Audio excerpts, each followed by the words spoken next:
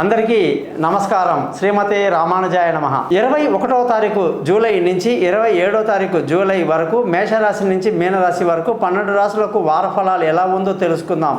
ఈ వారఫలాలు ఆదివారం నుంచి శనివారం వరకు, అలాగే ఉత్తరాషాఢ నక్షత్రం నుంచి రేవతి నక్షత్రం వరకు, పూర్ణిమ తిథి నుంచి వచ్చేసి సప్తమి తిథి వరకు అండి. ఎందుకంటే ఇవన్నీ కూడా పెద్ద పెద్ద కార్యక్రమాలు ఉన్న వాళ్ళకి చాలా ఇంపార్టెంట్ కాబట్టి చెప్పడం జరిగింది. ముఖ్యంగా ఈ వారం గ్రహస్థితి కానీ చూసుకుంటే సూర్యుడి యొక్క మార్పు కర్కాటక రాశిలో జరుగుతూ ఉందన్నమాట. అలాగే కుజుడు గురువు వృషభ రాశిలో, సూర్యుడు శుక్రుడు కర్కాటక రాశిలో, బుధుడు సింహరాశిలో, కన్యా రాశిలో కేతు, అలాగే చంద్రుడు ధనుసు మకరం కుంభం మీనం వరకు ప్రయాణిస్తున్నాడు. శని కుంభరాశిలో, రాహు మీనరాశిలో సంచరిస్తున్నారు. దీన్ని బట్టి 12 రాశులకు ఎలా ఉందో తెలుసుకుందాం.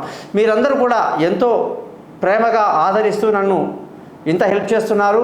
నేను మీ జాతకాలని చాలా అద్భుతంగా చెప్తాను. మీ date of birth, time of birth, place of birth నాకు ఈ నెంబర్కి వాట్సాప్ చేయండి. మీ జాతకాలు రెడీ అవుతాయి. మీతో ఫోన్లో మాట్లాడి పరిహారాలు చెప్పి జాతకం మొత్తం మీకు మెయిల్ చేయడం జరుగుతుంది. 50 పేజీలు. మీకు ఏ భాషలో కావాలంటే ఆ భాషలో పంపడము చెప్పడం కూడా జరుగుతుంది. 15-20 నిమిషాలు రికార్డు కూడా చేసుకోవచ్చు అన్నమాట. ఎటువంటి అభ్యంతరం లేదు మాకు.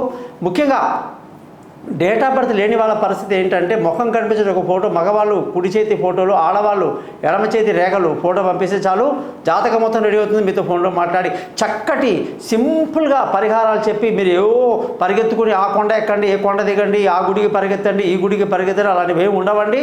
క్లియర్గా సైంటిఫిక్గా మీకు అర్థమయ్యే భాషలో చెప్తాను. దీనికి గాను గురుదక్షిణ ఉంటుంది. తప్పకుండా మీరు అది పే చేయాల్సి ఉంటుందండి. మీరు ఎటువంటి సమస్యలను కూడా నన్ను కాంటాక్ట్ చేయడానికి ముందుకు వస్తారని ఆశిస్తూ,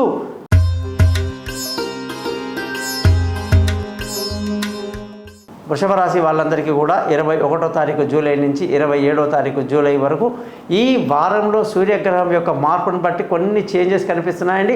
అయితే ఈ వారం అంతా కూడా మీకు ఎంతో శుభప్రదంగా ఉంటుంది. చాలా చక్కటి ఆరోగ్యపరమైన విషయాలు అండి. మనిషికి ఎంత డబ్బున్నా వేస్ట్ అండి, ఏదున్నా వేస్ట్ అండి. ఆరోగ్యం ఇంపార్టెంట్ అండి. ఆరోగ్యం బాగుందనుకోండి అన్నీ చేసేయచ్చు అనమాట.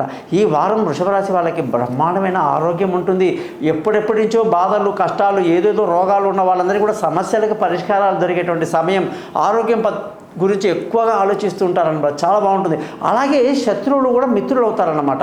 అప్పులు ఏదైనా ఉంటే దాన్ని ఎలా తీర్చేయాలి అనేటువంటి ఆలోచనలు కూడా మీకు ఈ వారం తప్పకుండా ఉంటుంది. అయితే కొన్ని నెగటివ్స్ మాత్రం ఉంటాయండి. చెప్పుడు మాటలు వినేసి మీరు పాడైపోకండి. ధనస్థానం అయితే చూసుకుంటే బ్రహ్మాండంగా ఉంది. మంచి ధనయోగం, కుటుంబ సంతోషం, పిల్లల చదువు బాగుండడం, కుటుంబంలో ప్రశాంతత అంతా బాగుంది.